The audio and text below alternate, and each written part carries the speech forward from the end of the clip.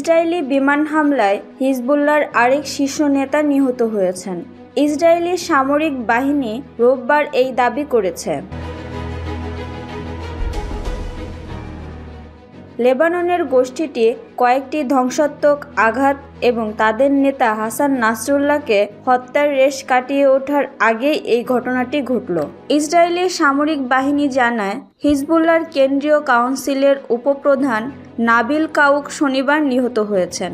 Hezbollah তাৎক্ষণিকভাবে কোনো মন্তব্য করেনি এবং কোথায় হামলাটি হয়েছে তাও জানা যায়নি।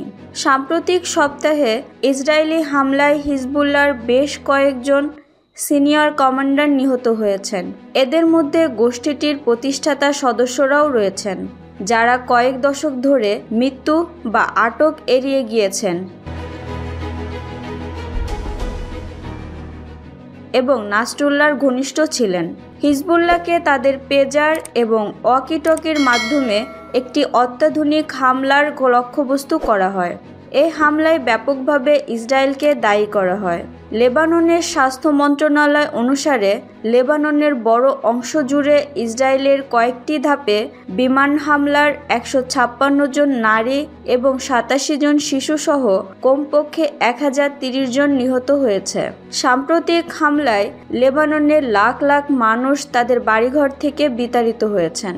পরিবেশ মন্ত্রী নাসের ইয়াসিন দ্য অ্যাসোসিয়েটেড প্রেসকে বলেন, সরকার অনুমান করেছে যে প্রায় 2,50,000 আশ্রয়কেন্দ্র রয়েছে, আর 3 থেকে 4 গুণ বেশি মানুষ বন্ধু বা আত্মীয়দের সাথে বা রাস্তায় ক্যাম্পেইন করে থাকছে।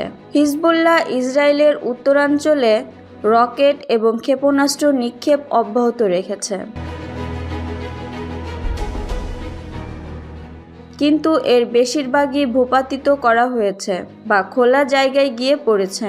ফলে অল্প কিছু হতাহতের ঘটনা ঘটেছে এবং শুধুমাত্র বিক্ষিপ্ত ক্ষতি হয়েছে।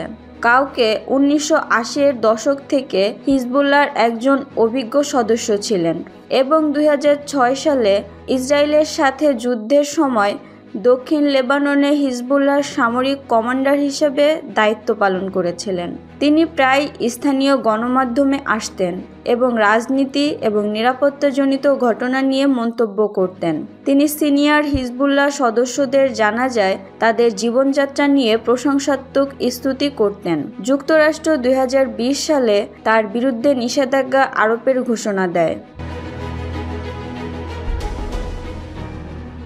গাজায় 7 অক্টোবর হামাসের হামলার পর যুদ্ধ শুরু হলে হিজবুল্লাহ ইসরায়েলের উত্তরাঞ্চলে রকেট, ক্ষেপণাস্ত্র এবং ড্রোন নিক্ষেপ শুরু করে।